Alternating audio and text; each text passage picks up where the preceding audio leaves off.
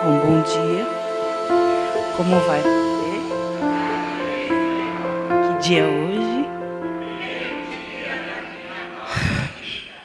Bom, então vamos lá. Eu me sinto, primeiro, honrada de poder falar sobre espiritualidade.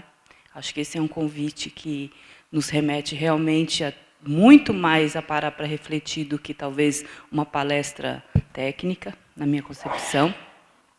Mas sinto que isso é algo que vem já preparado, pronto para nós. E eu fui acessando as minhas memórias para poder pensar onde minha espiritualidade realmente foi, digamos, descoberta ou reavivada.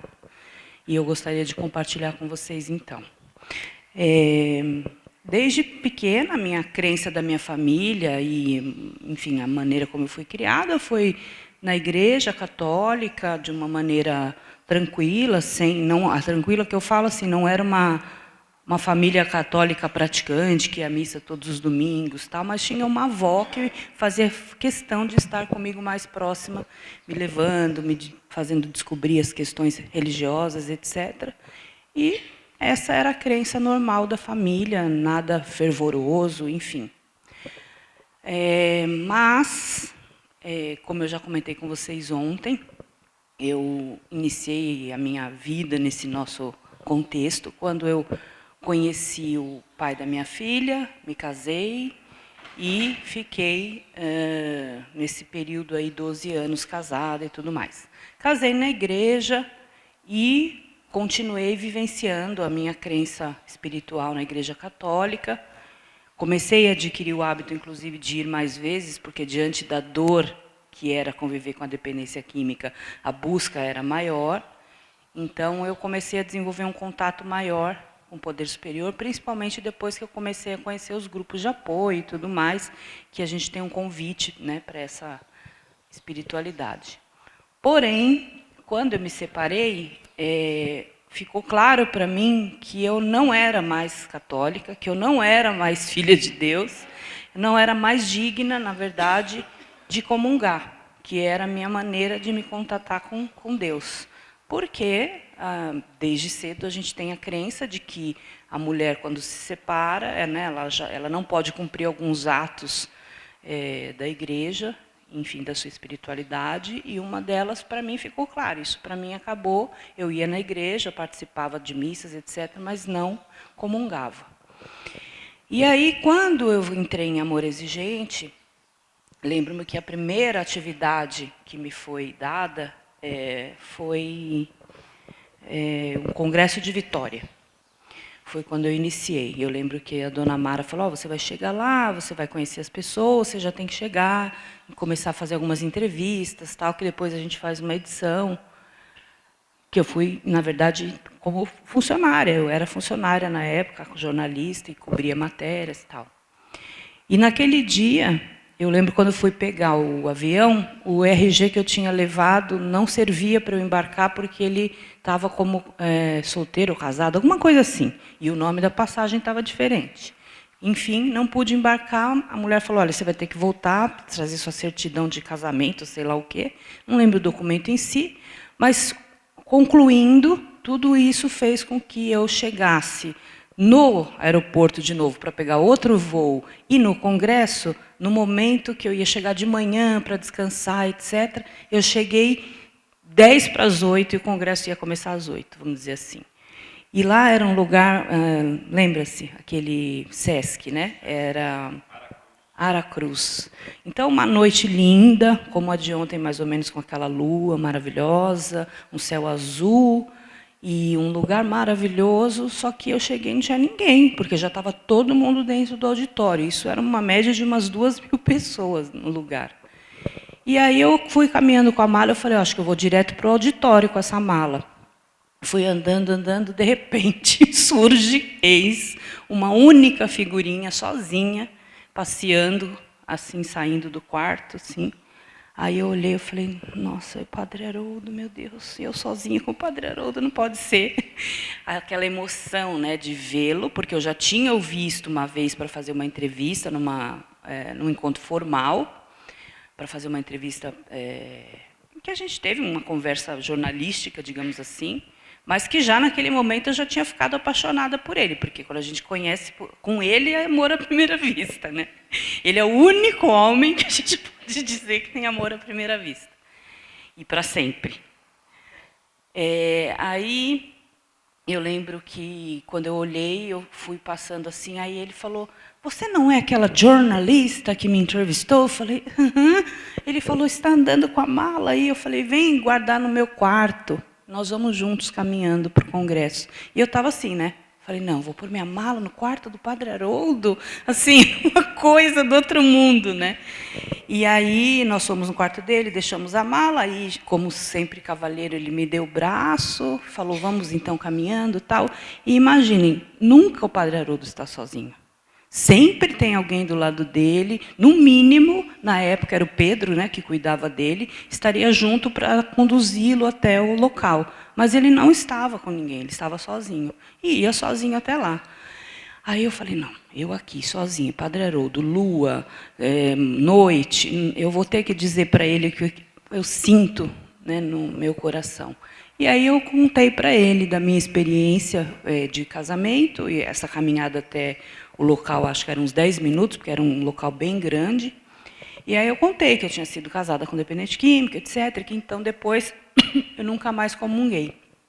E aí ele falou, aí eu falei: "Padre, não consigo mais comungar, não consigo mais me sentir parte, pertencente à minha religião, não pratico mais espiritualidade." Aí ele falou assim: "Filha, acho que você se lembra da minha história, quando eu te contei na entrevista. A minha mãe era casada com meu pai alcoólatra, e ela falou para ele, em determinado momento, após muitos anos, quando ela viu que não conseguia mais modificar a situação, ela disse: "Nós temos os nossos filhos pequenos e você vai ter que escolher." Aí ele fala, né, entre a garrafa ou a família. E aí ele, médico, etc., falou que escolhia a garrafa e foi embora. E aí ele diz: "A minha mãe, naquela época, que não é a de hoje, passou a ser, então, uma mulher divorciada, que se separou, que tinha filhos para criar, pequenos, e não tinha mais o marido por uma escolha que não foi dela. Foram até as drogas, na verdade, no caso deles, o álcool." E aí ele falou: "Você diria que a minha mãe não poderia mais comungar?" Eu falei: "Claro que não, a mãe do Padre Haroldo, né? Como? Claro que poderia, padre." Daí ele falou: "Mas e qual seria a diferença entre ela e você?" E ali foi quando, assim, tudo mudou para mim, né? Ele realmente começou a me explicar como funcionava isso perante Deus, e que ele fazia questão que, então, naquela noite, que era a noite de abertura, ele ia fazer a missa de espiritualidade, que eu experimentasse voltar a comungar para ver, então, como eu me sentia. E aquela noite o evento foi para isso, na verdade, esse atraso todo, essa questão de chegar naquele horário, a maneira como o Poder Superior conduziu aquela vivência, porque jamais, se eu tivesse chego no horário correto, eu teria esse encontro com ele ao acaso, enfim. Só que essa experiência modificou totalmente a minha vida espiritual, porque, além de eu começar a comungar, eu avivei a minha experiência com o Poder Superior, porque não era mais a mesma daquela que ia na igreja, comungava, mas era uma coisa mais formal. Com ele eu sentia a presença de Deus. E eu acho que nós que tivemos a oportunidade de estar mais próximos, nós que aqui estivemos ontem ali passeando, lembrando dele sentado ali, da figura, etc., sabemos o quanto só o entorno dele, chegar perto, nos fazia sentir melhor e mais espiritualizados. E depois houve várias experiências, porque eu escrevi, durante 2 anos eu fiquei com ele, lá na casa dele, para escrever o livro Uma Só Palavra, que é a história da vida dele no tratamento da dependência química. E na varanda da casa ele contava, né? Aqui a gente estava dentro do carro. Aquilo que ele contava as coisas da vida dele. "Ah, não, está muita gente na varanda, vamos para o carro." Aí a gente sentava no carro, ele contava as experiências dele dentro do carro. Aí depois, na varanda da casa, um dia ele falou que gostaria de conhecer minha filha. e nós fomos juntas, e ele a abençoou, e também foi quando, dentro da minha casa, a espiritualidade começou a ter um papel ainda mais forte. Ela também, quando o conheceu, passou a me pedir para a gente começar a realizar orações juntas. Nós tivemos muitos momentos juntos, espirituais e alegres, vivências, viagens, momentos em que eu realmente não acreditava que eu poderia estar tão próxima do Espírito Santo através da presença de um homem na Terra. Essa viagem, eu me lembro que nós voltamos juntos no avião e ele me pega na mão e agradava o rosto, e a todo momento transmitindo só amor, né? Então, o lema dele, só amor, medo de nada, só amor, é a mais pura realidade daquilo que realmente ele vive. E a gente aprende a realmente sentir só o amor. Alegria, né? Então, a gente podia estar triste ou não, com problema. Isso aí foi no Congresso de Maceió. Então, ele estava sempre alegre, sempre feliz, sempre nos convidando a estar alegres. E foram os ensinamentos espirituais que eu fui aprendendo com ele. Então, a vivificação do Espírito Santo na minha vida, por meio das experiências de estar ao lado dele. A alegria, o amor. Aqui eu passei a acompanhá-lo nos eventos de yoga cristã. Então, também nessas experiências de yoga cristã, nós tínhamos também algumas experiências espirituais, porque ele também colocava algumas coisas relacionadas aos exercícios de Santo Inácio de Loyola, que ele praticava também. E depois, quando eu fui visitá-lo recentemente, agora já morando aqui em São Paulo, lá em São Paulo, eu lembro que naquele dia ele falou, quero rezar uma missa. Eu falei, padre, mas só tem nós dois aqui. Ele falou, não, mas é assim mesmo que eu quero. Aí foram providenciar, né, os jesuítas chefes lá falavam assim, esse garoto dá tanto trabalho para a gente, viu? Ele quer uma missa no quarto. Aí foram providenciar tudo para ele fazer a missa no quarto. Então, aqui na época que nós fazíamos programa, então programa de TV, quando a gente saía, ia numa padaria comer, era sempre alegria, conversa, convívio. E ele, então, realmente foi quem modificou. E aqui, essa foto eu achei recentemente, que foi exatamente nesse dia que eu cheguei no evento, no Congresso de Vitória. Foi depois que o congresso começou, aí, enfim, eu comecei a entrevistar as pessoas, e essa foi a primeira vez que eu realmente tive o contato com ele. Então, essas fotos todas estavam guardadas, e eu já tinha pensado em falar sobre espiritualidade, a respeito dessa que, para mim, é a minha. Mas, essa noite, eu sonhei com ele. E aí eu acordei e eu falei, eu tenho algumas fotos, eu gostaria de colocar só para relembrar a presença. E conversando com a minha companheira de quarto, que é a Roberta, ontem nós ficamos até tarde falando sobre, eu sinto muita falta da presença dele, aqui, nos eventos onde a gente vai. E porque, para mim, de certa forma, além da questão espiritual, meu pai foi assassinado e eu tive a oportunidade de conhecer o Padre Haroldo no momento em que eu me sentia fragilizada, tanto como mulher, porque eu não era mais casada e não podia comungar, como filha que não tinha mais o pai, porque também foi arrancado de mim, não porque eu quis, porque alguém matou, e a gente não sabe até hoje por quê. Então, a representação da figura paterna dele na minha vida é muito espiritual. Então, eu sinto muita falta. Ontem à noite nós sentamos ali embaixo da mangueira, eu e a Roberta, e conversamos muito, e é muito possível sentir a presença dele ainda. A gente fala como ele não estivesse mais aqui. Ele está, a gente pode ir lá visitar, conversar, está lúcido, mas tê-lo nesses momentos aqui conosco fazia uma grande diferença, porque nós queríamos ir lá conversar, ouvir, e ele chegava e fazia, acontecia, alegria, missa, e aquela missa com maestria, né? Ele fazia assim, e a gente se sentia, na verdade, conduzido pelo poder do Espírito Santo mesmo. E durante a escrita do livro, houve várias experiências no sentido de sentir a presença do Espírito Santo e alguns relatos de milagres de pessoas que conviveram com ele, que relataram no livro alguns milagres que ele havia feito na família dessas pessoas em relação a doenças, não só em relação que a gente fala, Padre Haroldo salvou a minha família porque meu filho ficou internado lá. Não é isso. São outros tipos de milagres que foram relatados por várias pessoas no livro, que ele realizou de cura de doenças físicas, etc. Eu não tenho dúvidas que o Padre Haroldo, na minha religião, seria e é um santo. E poder ter o privilégio de ter convivido e ter descoberto a minha prática espiritual através dele é uma honra, um privilégio. E eu estou aqui hoje por ele, né? Eu amo a família Amor Exigente, eu amo o meu trabalho, eu amo falar de família, mas eu só realmente tenho que agradecer a ele por ter me permitido conhecer esse trabalho, por ter me feito ter vontade de ajudar as pessoas como ele ajudava. Então, a todo momento, para mim, essa missão de Amor Exigente, como muitas outras, são totalmente espirituais, não tem como separar uma coisa da outra, né? Roberta, já falei de nós a noite inteira, viu? Sobre a nossa noite, como foi.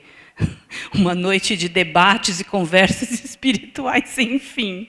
Falei, o que vai ser amanhã, eu não sei. Eu só sei que eu precisava compartilhar isso com vocês. E aí eu separei só um verso aqui, na verdade, um poema que eu gosto muito, que fala sobre amor. E eu me lembro que uma vez nós lemos juntos... Esse não está aqui, porque sem óculos não iria rolar. E ele gostava também de dividir poema, e dividir um monte de coisa, tal. E quando a gente falava de amor, né, medo de nada, só amor, às vezes a gente lia um pouco de literaturas que falassem de amor. E essa aqui que eu coloquei aqui no meu livro, onde eu conto essa história, inclusive na introdução, da história de como eu iniciei minha espiritualidade. No final tem esse poema de Khalil Gibran, que eu gostaria de ler para vocês. Tem como acender aqui, porque acho que eu não vou enxergar. Quando o amor vos chamar, segui-o. Embora seus caminhos sejam agrestes e escarpados. E quando ele vos envolver com suas asas, cedei-lhe. Embora a espada oculta na sua plumagem possa feri-los. E quando ele vos falar, acreditai nele. Embora sua voz possa despedaçar vossos sonhos, como o vento devasta o jardim. Pois da mesma forma que o amor nos coroa, assim ele nos crucifica. E da mesma forma que contribui para vosso crescimento, trabalha para vossa poda. E da mesma forma que alcança a vossa altura e acaricia vossos ramos mais tenros que se embalam ao sol, assim também desce até vossas raízes e as sacode no seu apego à terra. Como feixes de trigo, ele vos aperta junto ao seu coração, ele vos debulha para expor vossa nudez, ele vos peneira para libertar-vos das palhas, ele vos moe até a extrema brancura.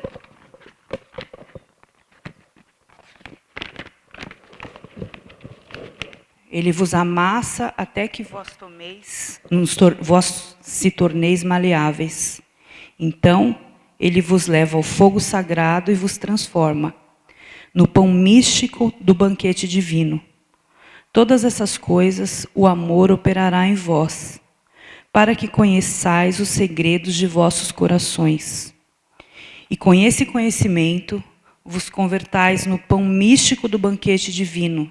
Todavia, se no vosso temor procurardes somente a paz do amor e ao gozo do amor, então seria melhor para vós que cobrisse vossa nudez e abandonasses então o amor, para entrar num mundo sem estações, onde rireis, mas não todos os vossos risos, e chorareis, mas não todas as vossas lágrimas. O amor nada dá senão de si próprio, e nada recebe senão de si próprio. O amor não possui, nem se deixa possuir, porque o amor basta-se a si mesmo. Quando um de vós ama, que não diga, Deus está no meu coração, mas que diga antes, eu estou no coração de Deus. E não imagineis que possais dirigir o curso do amor pois o amor, se vos achar dignos, determinará ele próprio o vosso curso. O amor não tem outro desejo, senão de atingir a sua plenitude. Gente, está difícil aqui, peraí. Pronto. Se, contudo, amardes e precisardes ter desejos, sejam estes os vossos desejos, de vos diluirdes no amor e serdes como um riacho, que canta sua melodia para a noite, de conhecerdes a dor de sentir ternura demasiada, de ficar desferidos por vossa própria compreensão do amor, e de sangrardes de boa vontade e com alegria, de acordares na aurora com o coração alado, e agradecerdes por um novo dia de amor, de descansardes ao meio-dia e meditardes sobre o êxtase do amor, de voltardes para casa à noite com gratidão e de adormecerdes como uma prece no coração para o bem-amado, Jesus. Bom, eu acho que além do amor universal e o amor espiritual que esse verso nos proporciona refletir, para nós cônjuges, quando ele fala, né, de toda essa questão de que o amor não dá mais do que ele não tem apego e não espera o apego, é um grande exercício para codependência afetiva, né, que acaba nos tornando reféns da nossa forma de amar dentro da conjugalidade, onde existe a questão da dependência. Então, achei que esse verso seria perfeito para poder finalizar a história que eu contei para vocês sobre a minha espiritualidade, a maneira que eu vejo e sinto o amor. E eu gostaria só de colocar uma musiquinha no final, se vocês já quiserem ir saindo para o café. Você conseguiu localizar? Que também é uma palavra que ele fala sempre e me emociona bastante quando eu ouço e lembro de alegremente Padre Haroldo dizer: alegria, aleluia, aleluia.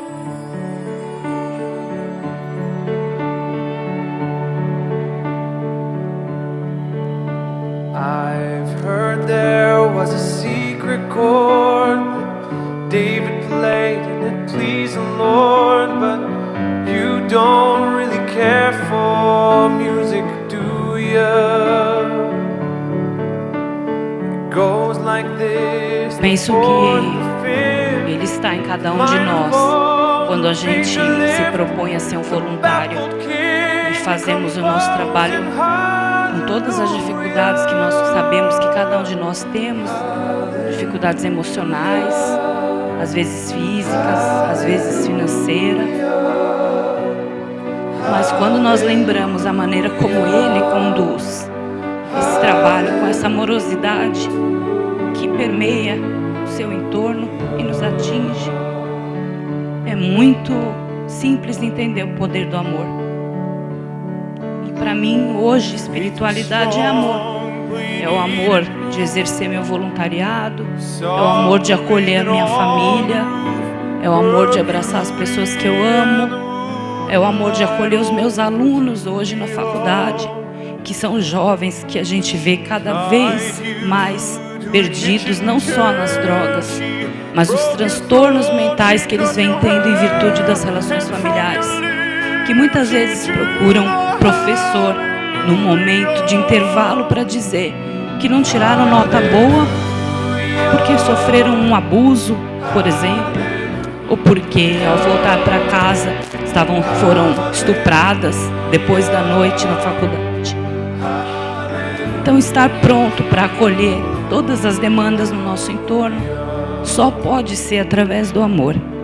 E esse amor que eu conheci na figura desse homem santo, que eu faço questão de honrar para o resto da minha vida, enquanto eu tiver a oportunidade de levar essa experiência, o nome dele e tudo aquilo que ele transformou na minha vida e na vida da minha família. Agradeço a oportunidade e até mais tarde.